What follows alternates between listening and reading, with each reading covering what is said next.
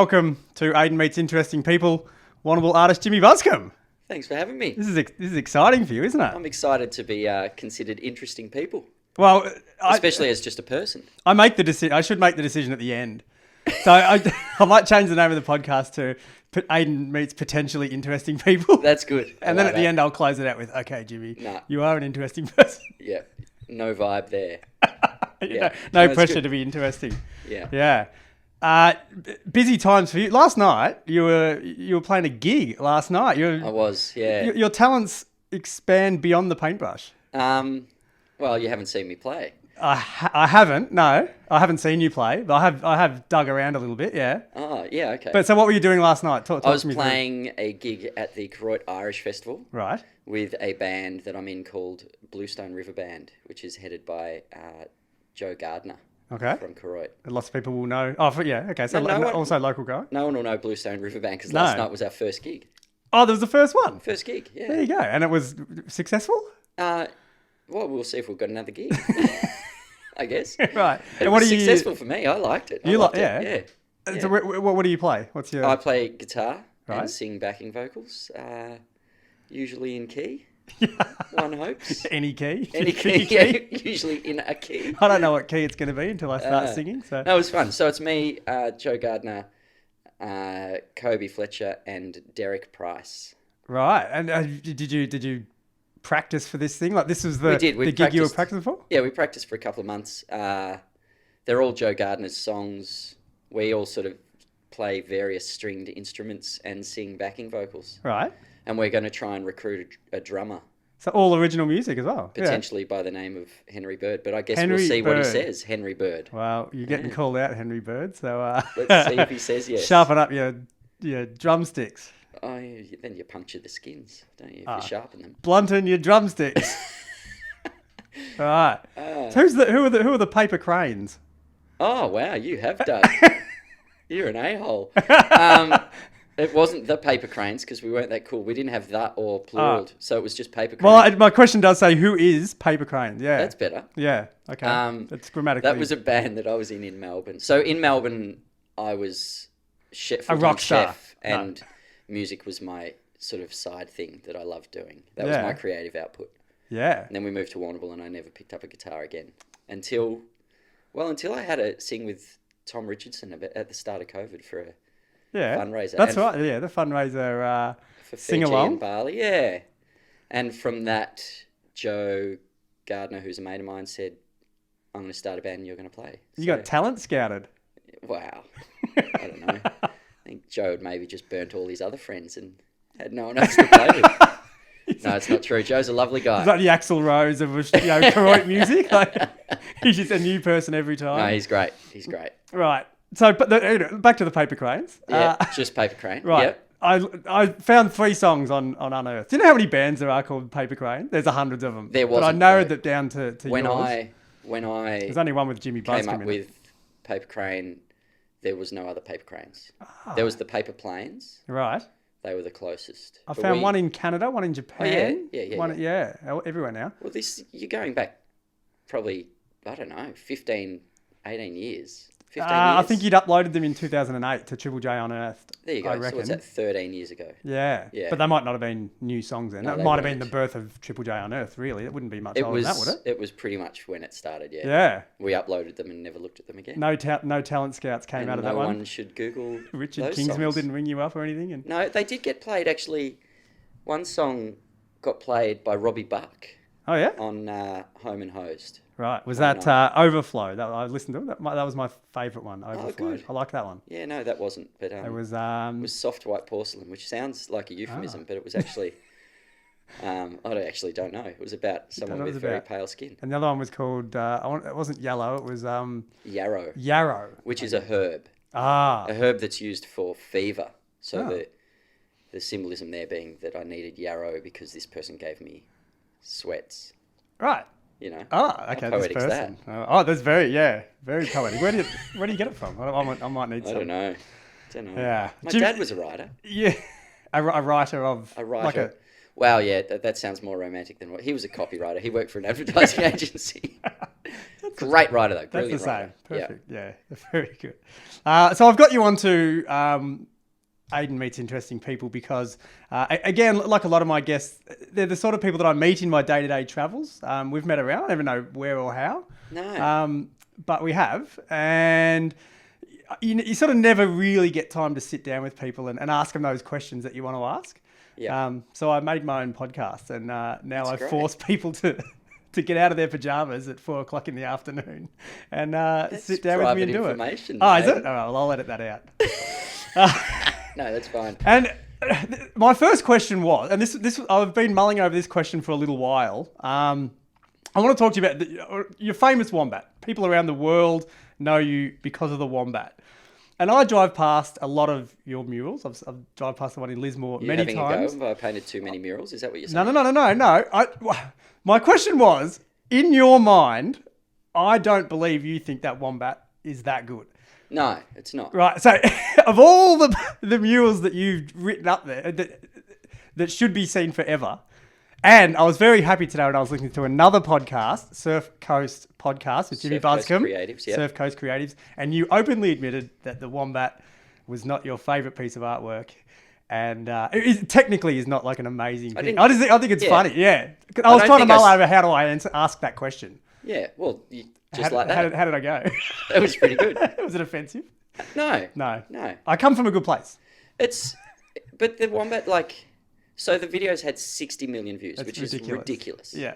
59 million was my mum, I'm Right. sure. Yeah. So Showing a million her other mates. people have seen it. Nice.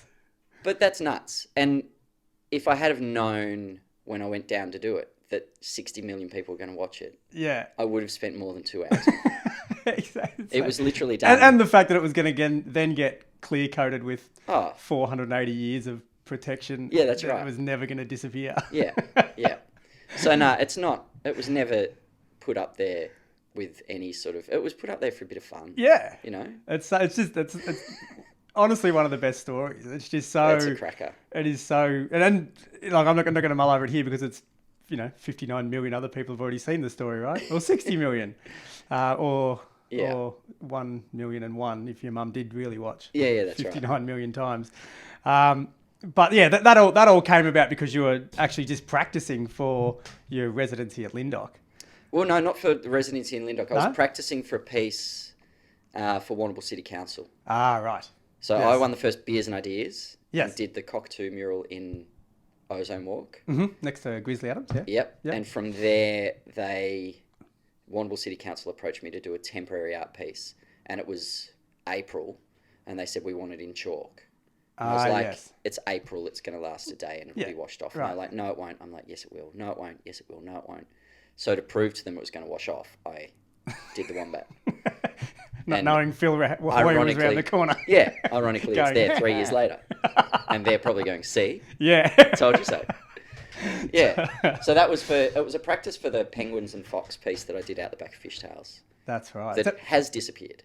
That's gone, yeah. Yeah. Just over time, or they washed it off. No, it's just over time. Yeah. Which was with paint, but it was with Yeah. non-permanent paint. I like the idea of that, I think, because it makes people go and see it. Like, it's not permanent. Which is the idea. And so, there's probably great permanent artworks around that I'm like, oh, I'll catch that one day. I'll go and see it. But if I Yeah, knew it was going to and you never disappear, do. I'd have to go and look at it. Yeah. That makes sense. We had another practice outside Grizzly Adams. We had a practice in that laneway before the wombat, just to practice the 3D. It's called trompe l'oeil, which means trick of the eye. So to practice that piece, me and Gareth Collerton and a local artist, Alara Harris, went down and chalked out a TNT box, like an explosives box. And it was heaps of fun. We did it in pastel. We're like, this would be great. It'll be around. It wasn't meant to rain for a week. It'll be around for a week at least. And the street sweeper hit it the next morning. Oh, and no. It literally exploded. So the guy It went everywhere. It was great. So the guy driving the street sweeper has come around the corner. He's looked at it and gone, nah. Yeah, that's right. And we had done it the night before. So the only people who had seen it really was us. No one had seen it. And then he hit it with a street sweeper. And he obviously not fussed. He's like, oh, whatever. But he He must must have have known. No, he wouldn't have known. No. He must have thought it was going to be. He probably thought permanent. no one would do that in chalk. I'll be able to go over that. Yeah, it's way too good just to be temporary. Yeah. Yeah. So you did a few of those sort of smaller things, and then things got big. You started doing big things, big paintings, big silos and whatnot. Punch the microphone. Was the Lismore water tower the first big thing that you did? For height, it was definitely. But then my first mural was the one outside Grizzly Adams. Which Yeah, is, yeah. is I think I 35 mean by big when 5 I'm meters. talking But tall. Yeah, high, that was definitely the first big scale thing like that. Yeah. Did you get the phone call to do that? Because that was a commission piece from Corangamite Shire. Corangamite Shire. Yeah, but the way that worked, which most of them work like this, is that an organisation or a council will put out an expression of interest, and they'll just share it through Regional Arts Victoria and Creative Victoria and all these different things. And artists will apply with a bio and a portfolio. Yeah. And it'll get whittled down to a few who'll put in a pitch, and then that'll get whittled down to the one. So that's how that worked. I think they got 40 or so artists apply for it. Having never done a silo or anything, maybe, how did you know you could even do it? I didn't, but... so you get off the phone and go like, all right, how am I going to do this now? But for me, it was a bit of a personal challenge too, because historically I was petrified of heights. Like I couldn't get on the roof of my house without shitting my pants. So for me, it was a bit of a challenge in that. Like I thought if I go for this, well, my first thought was I'll go for it because it'll be a really good experience to present a pitch to a board, like to a committee. Right. So the experience was the pitch, like not necessarily for me, the painting. It was hopefully I'll get shortlisted and I'll get to pitch. So I turn up and I give my pitch and I was like, that's great. And there was some the other two artists, one was an organisation, I won't say who they were, but one was an organisation who do major works around the country and around the world. And the other one was an artist who's done so much stuff. And I thought, there's no way I'm going to get it, but this will be a great experience. Yeah. And for whatever reason, I got the pitch. My pitch was successful, and then I was like, well, this is a really good chance for me to get over my fear of heights. Yeah. So you get off the phone with them. They're like, yep, we want you to do it. Yeah. And then you stand back and what do you just Google like how do you paint a silo or no, because how do you even start? Well, the concept's the same. Like whether you're painting on a canvas or on a big piece, it's really very similar. Like it's just upscaling, and in some ways it's easier. Like when you're painting, for instance, I was painting 2 brolgas and some sheep. Yeah. Now if that was on a canvas like I've got behind me, the eyes of the brolgas would be smaller than your fingernail, whereas the eyes on this were sort of 20-30 centimeters across. Right, now if you miss it by if you're out of alignment by 2 centimeters in a piece that size, it's not going to matter. It's not a big deal. So in that way it's a lot easier. It's just more time and more product, really. Yeah.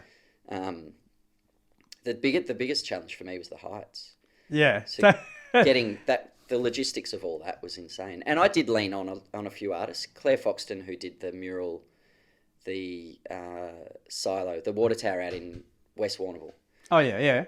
Yep. I was on the phone to her a few times. It's got refugees and things on it. Yeah. Amazing artwork. And she's from Wollongong. She's done stuff all over the country and is one of these artists who's just so open and generous with, suggestions. Right. And so what sort of advice did she give you? Well, stuff like how to transfer that image. Like I'm used to gridding stuff up, but I thought on a silo, I don't know whether that's possible. She's like, no, you just grid it up the same, wrap your grid around. Yeah. That sort of stuff, And you physically get up there and put points on like a bit of graph paper and then actually get your paintbrush and draw a grid on there. I drew a grid on the water tower that was 1 metre square. Yeah. And it was like 6 metres wide by 16 metres tall. And then I put that 6 by 16 grid over the top of the reference artwork and literally just transfer it across. And just said, okay, so in this square here, I've got a beak and the start of his so eye. If you don't let the size of it overwhelm you, it's really, it's no different to just having a piece of paper and just transferring it across at your kitchen table. It's just that you're up a boom lift 20 metres or 15 metres in the air. So for someone who is scared of heights, how do you not let that overwhelm you? It was shocking for the first 3 days. The worst bit was actually getting my ticket because you have to have a high-risk work licence. Right. So I went out to Hire Australia in Warrnambool and organised to get my ticket, and it's like a 3-day course, and the last thing they do is they send you up in the 180-foot boom lift. Oh, yeah. to make sure you're going to be able to operate it at heights. When you're slightly And stressed. I just had to... Is that the really big one they've got? They've got that huge one, haven't they? Yeah. yeah. Goliath or I didn't something. go right up. No. I didn't have to. They didn't extend it right up. But it was petrifying. Yeah. And then I've got a time lapse of me on day one at Lismore. I did a time lapse of the whole process, and day one, you see me go up, and it's time lapse taking photos every 10 seconds, so it's all quick. Yeah. I walk across the boom, it goes up, and then you see me paint one strip down the boom, down the water tower, and then I hop out and I'm walking around for 10 minutes. And I remember walking around in circles just going, oh fuck, oh fuck, oh fuck. And I was like having to breathe to settle myself because my knees were like uncontrollably. And by day 3, I was fine. Yeah. And now I don't even think. Is that why you paint feathers so much? Because it's like Yeah, your that's right, hand can 'cause shake and it doesn't matter. Right. Just stand still and the whole thing shakes. But those boom lifts move a lot too. Oh, it just as I guess Yeah. in the wind and Like they're just bouncing. Yeah. And I used for that one. It was mainly using a Wagner air gun. Okay. So that weighs 1.5 kilos. It's got 1 kilo of paint in it. So there's 2.5 kilos in your arm, and you're moving your arm up and down to paint. Right. And the whole basket's doing this the whole time. It's just up and down, up and down. So yeah, it takes a little bit to get used to. How did you come up with the matter for that? So brolgas and sheep. Sheep makes sense. Obviously. Well, to me, brolgas made sense. Like for me, I love highlighting native flora and fauna. This tower in Lismore is very skinny and very tall. So you're not going to paint an elephant on it because it's just going to look, it'll start My at suggestion one when point. you were putting it out there was giant Siggy. A giant Siggy. Yeah, you dissed it on That's Facebook. Aussie. Yeah. Yeah. But anyway, no, I think the brolgas are better. Yeah, So, I don't know that a Siggy would have won the pitch either. No, you paint that later. You pitch brolgas and then sheep. paint Siggy. Yeah. That's a great idea. Right, so brolgas, go on. Sorry, I interrupted you. I don't know. Brolgas are beautiful birds. They're tall and skinny, and I'd seen them around in that area in a southwest sort of early morning mist. Yeah. I thought that's a great thing to paint. And then talking to the community and talking to the committee, there was people who were like, we'd like to sort of celebrate the local farming community as well. So can we put sheep in it? Yeah. And I was like, sheep and brolgas seems like a bit weird. And one of the farmers said, actually, I've got heaps of photos of brolgas nesting on my property Really? next to where sheep are. And Next he to showed me sheep. photos, and there was, sure enough, There you go. brolgas and sheep. Can't argue with that. So I went, all right, there's brolgas and sheep. Yeah. I always, now I look at it when I drive past and go like, oh, that's the water tower that Jimmy painted. But I always wanted to climb up there and hit golf balls off it. Because it's right, it's at the golf course, as you know. Yeah. Wouldn't it be good just to, the first tee box, but just it's to got no climb up there? roof. Does it not have a roof? It's hollow on top. So yeah. You I'd can have get to up the top and you bring can my see own straight roof. to the bottom. You'd have to Right. Yeah, BYO roof. Did you wash That'd your be brushes in it hilarious. when you're... No, it wasn't that full. Ah. Yeah. It actually had a leak in it, so they had to seal it up and do all sorts of things to it. Right. It's 110 years old. Does it still get used? Is it like an actual Yeah, functioning... it fills up and they use it to... Like, they pull water up from the dam and they use it to I think, to water the golf course. Yeah. Yeah. Oh, wow. They could put a lid on it, surely. But why do they need to? So I could hit golf balls off it. Of course. You're Sorry. shattered my dreams. Oh, I hadn't been listening, clearly. Very good. Art aside for the time being, you were a chef for 20-odd something years. Yeah. Quite a while. I've done a lot of things in my life. I left high school, went into TAFE, did art and design, left TAFE and got into industrial design at Swinburne Uni, which is essentially product design. Yes. And that kind of bored me and I didn't like it. So at the time I was working for IKEA Furniture. Yeah. Living the high life. Just mashing the keyboard and coming up with names for furniture. It's like JMWF. Yeah. No, in customer service. Right. So then left, I pulled out of uni and got a job as a signwriter for IKEA Furniture. Did that for a few years. Then I studied naturopathy for a while. Right. Then what else? What's naturopathy is? Natural medicine. Oh, herbal okay, it is. medicine. Yeah. And while I was studying naturopathy, I was working hospitality and then got a crack to cook at this place in Paran and then I've just dropped out of more courses than I've started, dropped out of naturopathy and kept chefing and then didn't stop chefing for, Were you 18, 20 years. Were you arting through all this time? I don't know if that's the correct no. verb for someone who arts, but... Yeah, arting's good. No, I'd stopped arting. Hadn't arted since since really industrial design. I kind Right. of dropped that. Did And you- that's when did- I started playing music. It was back Okay.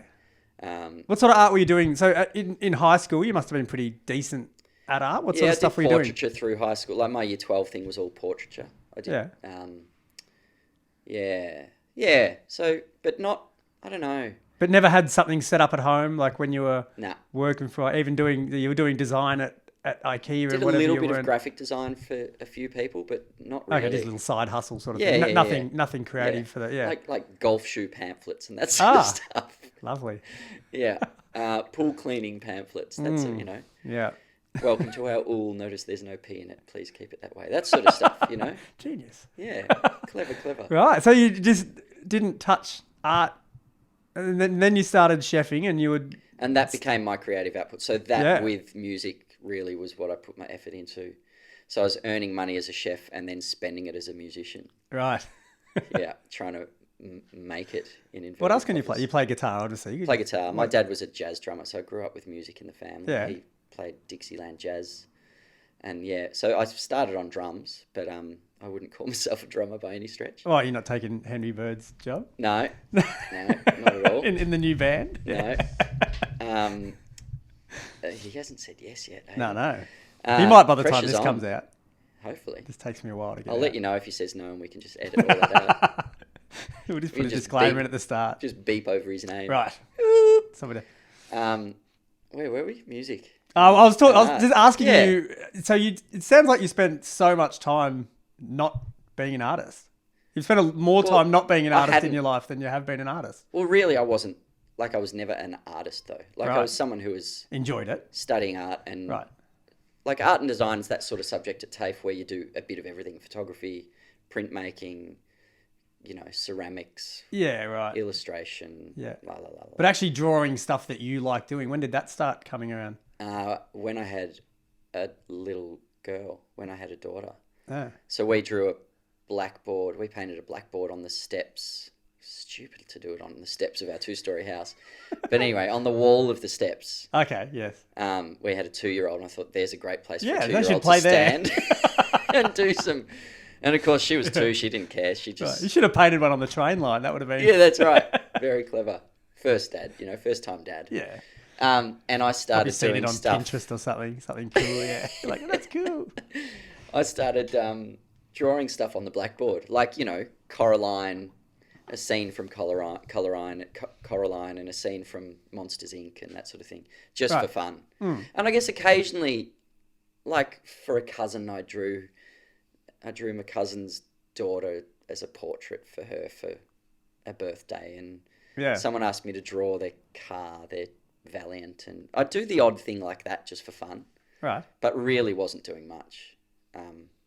And then a friend, Will Preston, he was doing these beautiful pen and ink illustrations of animals. And we had bought this house where we are here, which is this beautiful 1950s house. And we wanted one of his artworks on the wall. So I said, and he was going to rent out the house where we were, where the blackboard was. Oh, yeah. Okay. Yeah. And I said, can you do us an artwork? Let me know how much and I'll put some money in your bank. And he said, oh, no, I've seen you draw on the blackboards. Why don't you paint my dog and I'll do this painting for you? So I painted his dog Spot, Yeah. Dalmatian, Right. surprisingly. Yeah, Spot the Dalmatian. And he was like, I don't know, 23 years old with 8.5 billion friends on social media. And he put it up and I started getting orders for pet portraits. Yeah, right. Yeah. People want their dogs painted. Yeah. Cats? So that's how it sort of started Yeah. on a commercial level, like as far as earning money from art. Right. So people, they didn't just, they were willing to pay for it. They were like, Yeah. So did a few of those, started a Facebook page, and really was doing one a fortnight maybe, chefing full time. Yeah. Then coming home at night doing the pet portraits and having a lot of fun with that, earning Yeah, a right. few $100 few extra. $100 here and there. Yeah. How do you go making you make a Facebook site? Yeah. Jimmi Buscombe. Is that the Jimmi Buscombe artist one, or have you made a Yeah, second it one? is. No. It is, but it was originally I couldn't call myself an artist. Yeah, that's what I was getting at. It's like, it's ages. so hard. Like, I made obviously one as an MC, and then when I was doing comedy at that time. Yeah. And for most people, they had no real idea that I'd even started thinking about doing comedy. Yeah. Next minute, I'm making a Facebook page calling myself a comedian. I'm like, comic, yeah. this is real rich, Aiden. But anyway, That's whatever. right. But I felt like a fraud. Like you said it before we turned the mics on. Like, I have spent most of my time feeling like a bit of a fraud. Like, I've come in the back door. Like, I've got so many friends who studied at Deakin or studied at VCA, and there's this whole culture around visual arts that I was never really part of. I did art and design at TAFE, and then I went into industrial design, which is like designing products. It's designing clock radios and kettles, you know, like... Yeah. So, yeah. So you feel like you've sort of come in late in the back door sort of and announced your appearance. But for me, I think for my career, that's been really beneficial too, because there's, I think, with a lot of tertiary education, particularly in visual arts, there's, I don't know, a lot of people come out of those courses lacking confidence and self-belief to really make it happen. Yeah, right. And for a long time, I think tertiary education had the opinion that you shouldn't be making a solid living from your art. And it was a general kind of consensus that if you were making a living, you were a sellout. It's that sort of... Oh, okay. That sort Even of at thing. university, that was sort of being peddled a little bit? Yeah. I would have thought they'd be more like, this is the business of art. I obviously haven't been at university studying that stuff. No, but from what I've chatted to other people, like I've got friends who left VCA and never picked up a brush again, you know? Yeah. And that's university failing in my opinion. Yeah, for sure. Yeah. Really talented people who don't have it in themselves. Who to hate it paint. now. Yeah. Like burnt out from it, or they realised that it was I don't know. too much. Did university take the fun out of it, like the creativity out of it? Because maybe. Because I'll give you a list of people, you can interview them and ask them. I don't know. It's not a huge list. I want you to know the answers people, to everything. Yeah. And that's the thing, I don't, because I'm a fraud. You make it sound like I brought it up before the cameras were rolling. Like, Jimmy, I know you're a fraud, but we're going to pretend on the cameras What do you that mean? you're not. I make it sound like you said it. It's exactly what you said. Verbatim. This is going to bury me. This is slander. I had to go away and cry for a while. So it was pet portraits for a couple of years while I was chefing full-time at Brightbird, and then it just got to a point where I think what happened, I was like, we were in the kitchen and my wife said to me, we've really got to do something about the lawns out the back. Like, the lawns were up to our knees. There was dog shit everywhere because we just didn't have time. Yeah, no one was, She was working full-time. I was working full-time. Then I was coming home and doing these pet portraits. And I said, this isn't why we moved to Warrnambool. We moved to Warrnambool to have space. The art is tipping the scale. Like, it's tipping the balance too far. So I'm going to quit the art and I'll just chef and we'll just go back to how it was. It'd just be so much simpler. Yeah. And she was like, nah, quit chefing. And I'm like, that's ridiculous. We had this huge argument about it. Not a huge argument, but we had a discussion about it. Because, people say don't give up your day job. And here was my wife saying, give up your day job. Give up your day job. Yeah.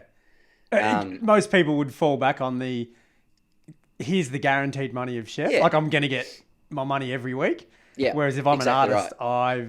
I've got to hope, one, that people want my stuff, and two, I've got to be able to produce what they want. Yeah, and produce it fast enough that you're making it. And there's money. guesswork. There's, improbability in that, whereas there's no improbability that someone's going to want a chicken parma at, because you can get that done. Like, that's happening. Yeah. So it was, That's scary. It was a bit scary. And I would never have had the courage to do that. Yeah. That's all my wife Sheridan. So we took a long drive to a friend's wedding in Bright and listened to this podcast by Tammy Simons. It sounds true. And she was talking about how she runs her business. And it just gave us that passion to go, let's just give it a crack. Let's do something for ourselves. And so she picked up a bit of extra work to sort of offset maybe me not earning as much money for a little while. Yeah. But we worked out if I could do one pet portrait a week, we'd have enough to keep going. And at the time, I had 6 pet portraits waiting. So I thought, well, that's 6 weeks worth. And normally I'd do a pet portrait, put it up on Facebook as a paid post, like put $50 on it, and I'd get 1 or 2. So they were sort of growing, that was not working. exponentially, but they were growing enough. Yeah. And of course I did those 6, and then there was nothing. Dry. It was just like crickets all of a sudden. Yeah. And I turned to Sheridan and said, what do? Like there's no work coming in. Like You're she starting said, to dust off the resume again. Yeah, that's like, right. Uh-oh. And that was always a possibility because in Warrnambool there's generally, except in the middle of COVID, there's generally jobs for chefs. Like you can walk into a restaurant and if you're good enough, if you've got a background, you'll get a crack at having a go. So when you were doing the pet portrait, were you doing a couple of days a week still chefing, or did you walk in one day and go like, I'm done. I'm not. Yeah, so for a couple of years I was doing both, but couple of days a week, then we just went no chefing, all pet portraits. Yeah. And I mean, part of that was then me picking up more house stuff, you know, cooking every night, doing the school run, all that stuff. Right. Yeah. And how long was there a time that you can think back of now that you go like, that was a good idea? Like, yes, this is working. This is always going to work. This was a good decision. It dried up after the 6, and Sharon said, well, you've been whinging about not having enough time to do art for yourself, and you've wanted to draw some birds. So why don't you draw some birds while you got some time and wait to see when some pet portraits come in? So I actually drew that kingfisher, which that's not the original, that's a print. And so we ran prints of the kingfisher, then did a couple of other birds. And Mark Brightwell, who owned Brightbird at the time, who was my boss when I quit chefing, was like, why don't you hang your prints in Brightbird, and if they sell, you know, make some money from them. Yeah. So I hung prints there over summer, and it was just before Christmas, and that kind of got us through that period, just selling prints. Okay, yeah, people seeing them in the shop there, and so that gives you good confidence as well. Like, clearly they're a saleable thing, and then I did fresh markets. Like every second week, I'd set up this little stall and sell them. You know, have a stall next to Carolyn Healy, and we'd chat and sell work, and that's good. Landscape. She does more landscapes, beachy landscape sort of stuff. And awesome. Yeah. And then and then you're mainly birds, isn't it? You do like a lot of birds. I love. That's birds. the thing that hit me when I moved down here from Melbourne, was the bird life was just insane. Yeah, especially right. I noticed that. Yeah. My last 10 years were in Brunswick, and it's like not a lot of birds. A few pigeons. Sparrows. The crows. Rats with wings. So that sort of got us through that, and then it was pet portraits for a while. Until I saw this post by Sinead Murphy at Kauai Studios saying, I'm starting this new thing, Beers and Ideas. And I thought, what a cracking idea. Yeah. And I thought, I'll put in a pitch, because I was talking about I'd love to do a mural. Saying this to not many people, pretty much just to my wife. And this thing called Beers and Ideas came up, and I thought, maybe I'll put in a pitch. And I thought, I'll wait until the second one. I'll watch the first one so I know what it's about, and then I'll put in a pitch for the second one. And, you know, a week later, she's done this post saying, I've got the 4 pictures are in. We're going to have the night on this night. Come along, la la la. And I thought, great, now I'll put in my pitch. And so I designed this thing around one of my bird artworks. Designed this on Photoshop, the alleyway outside Grizzly Adams. Sort of superimposed my artwork on there and put the pitch in to Sinead and said, can I put in for next one? And she wrote back within about 4 minutes saying, we've just had someone pull out. You're in the first one. Oh, wow. And I started writing an email back going, nah, can't make it. And I was like, just do it. Yeah. Just get the courage and do it. Yeah. So I did. And that was actually, was that Beers and Ideas in her studios? And then the wall's right outside. You could literally point out the window, I want to do the wall out there. That wall there. And Gareth Collerton pitched that night as well. And he pitched before me. He said, I want to do a mural on the wall straight out there. Oh, no. No. Oh, gang war. God, you have to fist fight for it. Yeah, that's right. Yeah. And you beat him. Yeah. Oh, salty. You ever spoken to you since or not? Yeah, that's the end of that. He's amazing. He's so generous with his time and his energy. And he would have loved it. He would have loved that someone was doing it. He would help me arrange it. Like, help with so much stuff. Absolutely, yeah. You know? Yeah. Gave me advice on how to, project it up. And, yeah. So that's sort of when the public art started. So that was the biggest thing you'd done to date? Was that one wall there? Yeah. 150 square meters. Time? Yep. Yeah.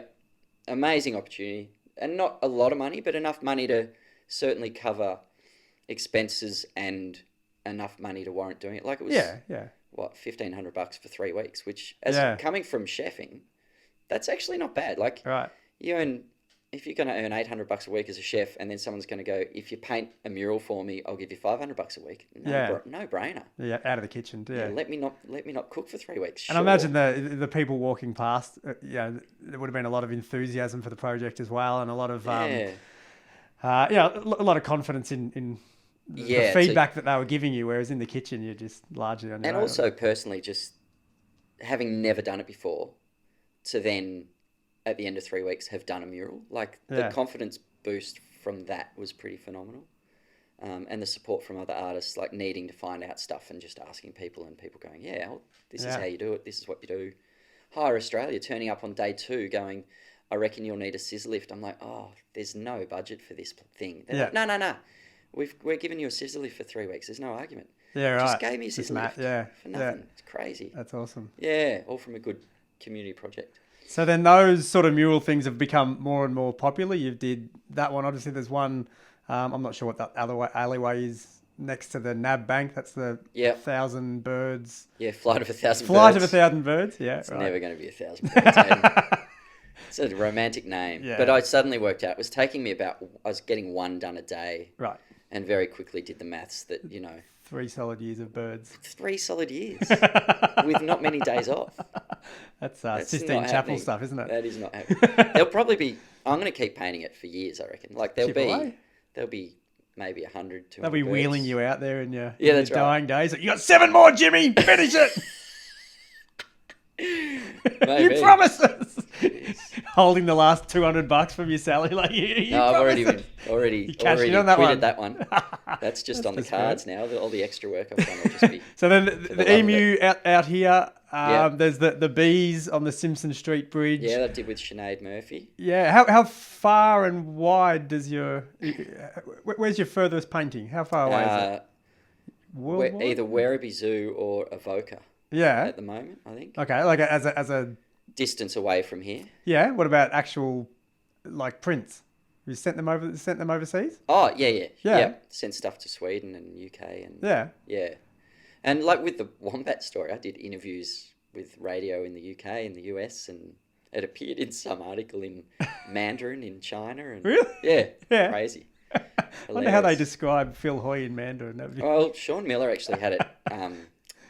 Had it translated for me, and it was hilarious how it was just that lost in translation thing. It's fascinating to read.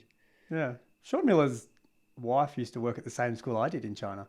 Really? And then he moved over here, and then we were chatting one day, and we have mutual friends and stuff. Yeah. Yeah, that's right. You were in China. Yeah.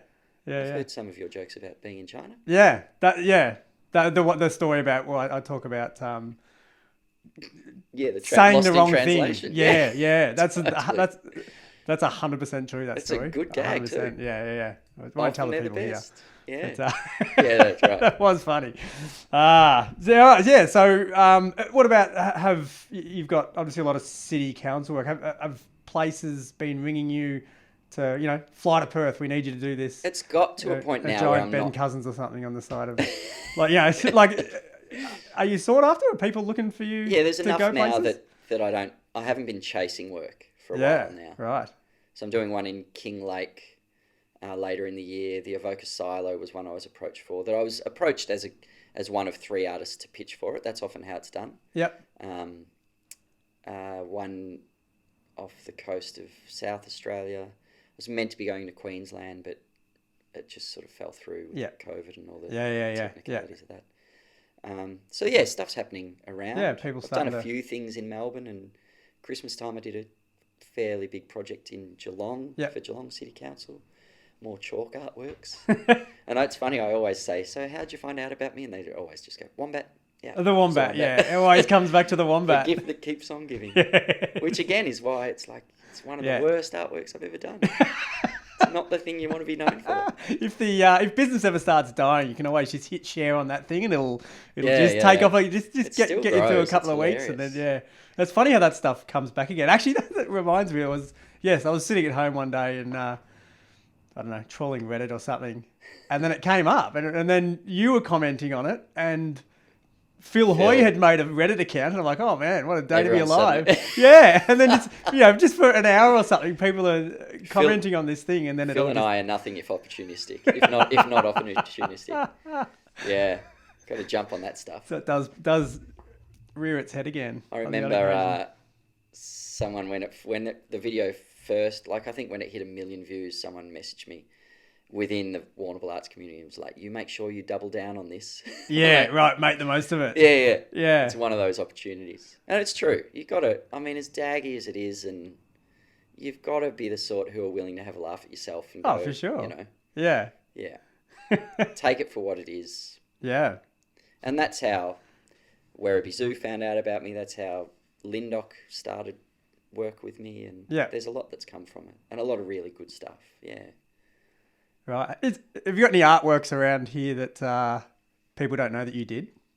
Have you like snuck off in the dark and done it again somewhere just to see what happens? No, there's plans for stuff, but I've been too busy. There's a few things I've earmarked that I want to do. Yeah. On the slide. You drive past the side of something and go like, oh, that would be perfect for a... Just come down and, do a rogue. Do a Banksy at night time. Yeah. But no, I've been too... Thankfully, I've been too busy. Yeah, well, that's probably a good thing. Yeah. Although, even the one... I did one in IGA in Port Fairy because Colin from IGA in Port Fairy was giving away toilet rolls to people when everyone was going nuts about toilet rolls. Yeah, he's just giving them away. He was just like, well, everyone, I'll break them up. You just take two, you take two. Yeah. So I went and drew a chalk art out the front of IGA. And it was the middle of the day. It wasn't like some guerrilla art thing. Right. But I didn't ask anyone and I didn't tell anyone. I just went and did it. And I did a quoll holding a toilet roll. Actually, I think I've seen it, that said, be like Colin. Just to try and go, here's a good guy doing something good. And everyone's scared. And did he come out and go like, what are you doing? And then you're like, he loved it. His wife printed T-shirts, be like Colin.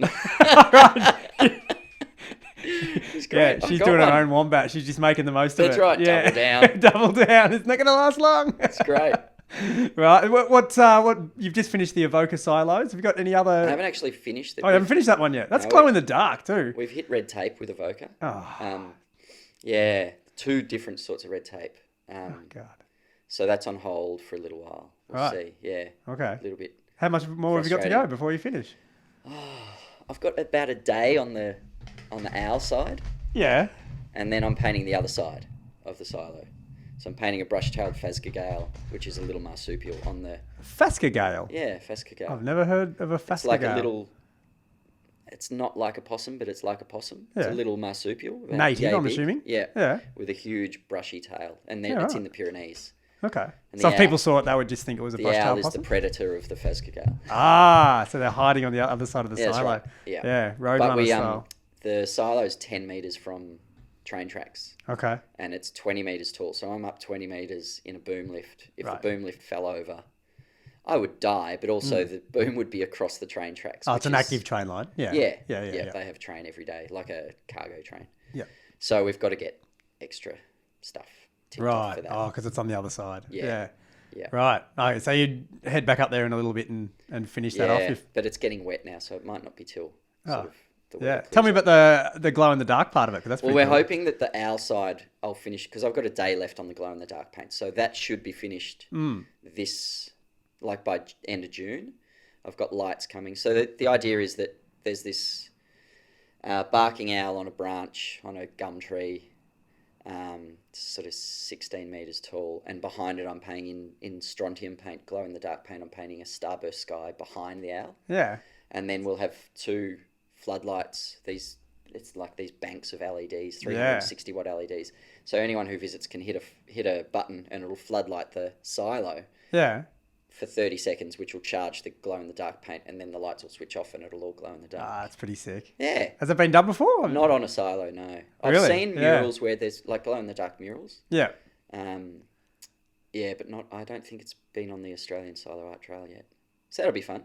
Yeah, that'll be cool. Finished. Yeah. And have we got any other big projects coming that we need to... I just finished Rad down at Marai Street, behind the IGA there. Yeah.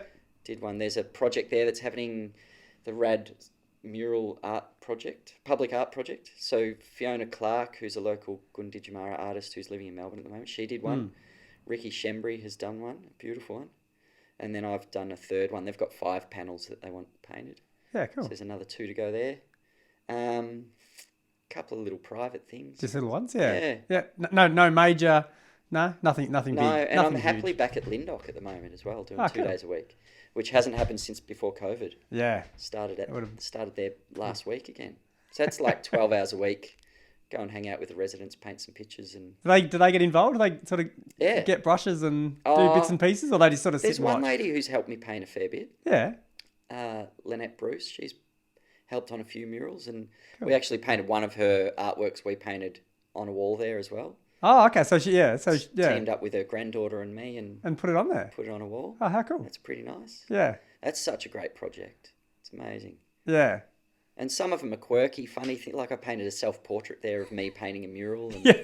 I like the one. There's ones of birds pooing on the light switch. yeah. Yeah, the art of poo, I call it. It must drive the cleaner crazy. Yeah. It's like, you got me You again, got me Jimmy. again. Oh. And I did a rat coming out of a brick wall that's just outside the commercial Yes, kitchen. yeah, and the possum looking out through the cork ceiling. Tile, yeah. The tiles. Yeah. That sort of stuff's There'll fun. be a few people who double take it And that then every some time. of it's like comes straight from the residents. Like there was 3 residents who said, "Can you paint a Clydesdale?" Yeah. Because we had Clydesdales and I'd love a Clydesdale. So I painted a, 18 hands tall Oh, life female size. Clydesdale. Wow. Yeah. So much fun. Yeah, just get project. your ideas from them. Yeah, what a project. Yeah. And that's even just because a lot of them are the trompe-l'oeil trick of the eye murals. So that's really honed my skills in that style and Yeah. made me understand that and develop a technique around putting those together. And I did laugh. You sent me your address to get here, and then I drive here, and there's a giant pumpkin in the driveway. I'm like, oh, this will be hit. I didn't even look for the number. I'm like, surely it's the one with the giant pumpkin in the front yard. yeah. Painted a pumpkin on my driveway for Halloween and then tried to get the pumpkin off and can't get it off. Oh, Phil's painted that one too, has he? Maybe he Has has. he? You haven't asked him? I haven't asked him. He might have painted on that Oh, one. I'm such a sucker. I bet he has. I bet you that emu's had a go too. Yeah. Has he come? Yeah. No, the emu's painted with house paint, so That's stay there permanent. anyway. Yeah. Yeah. I don't need Phil to clear coat my murals anymore. You learnt your Learned lesson. the lesson pretty early. So good. I have got Phil to help me with a few things. Like he's prepped walls for me, and Yeah, he's a painter. Yeah. the one opposite the NAB that you talked about, the Flight of 1,000 Birds, he painted that wall for me. Yeah. He's great. Cool. Any chance to put his hat on and pose in a Yeah. photo on my Facebook page. Yeah. And Yeah. people love it for some reason. If there's a photo of me and Phil I together, think it's because you're so unlikely. it's the odd couple. Yeah. Yeah. Yeah. Clearly, I'm works. the straight guy. Yeah. Sure. Yeah. No, you could be. I don't know. Right, we're just about done. I want to know. This is my last question. It's Uh-oh. ridiculous. That's not ridiculous. This might be the question that brings it all together. But would you rather get Paper Crane back together and sell out Etihad Stadium, or paint the side of it? Paint the side of it. Yeah, would you? Yeah, What for about sure. Paper Crane though? Don't give up on your dreams. Have you listened to it? I listen to it. Yeah, I listen to 3 songs. when I send that to people, like people are like, did you used to play? I'm like, yeah. Oh, send me something. I Yeah. always have a footnote that says, just be aware this was 15 years ago. Yeah. Because it's a bit, like early 2000s, late 1990s. Like it's a bit that era. Yeah, it's Don't you think? I'm trying to think who it would be like. It's sort of electronic, but it's It's not. But it's got that sort of electro. It's got a bit of it leans a little bit into bands like Radiohead and Yeah. that sort of thing, but then not as well because I'm not Tom York. You could be. Oh, Tom York. That right. band is my favourite band of all time, I think. Yeah. Jolly good, Jimmi Buscombe. I did say at the top that it was probably potentially meets interesting people, but I'll put you in the interesting people class. Really? Yeah, why not? Oh, the crowd goes mild. That's fantastic. Happy with that. Thanks for having me.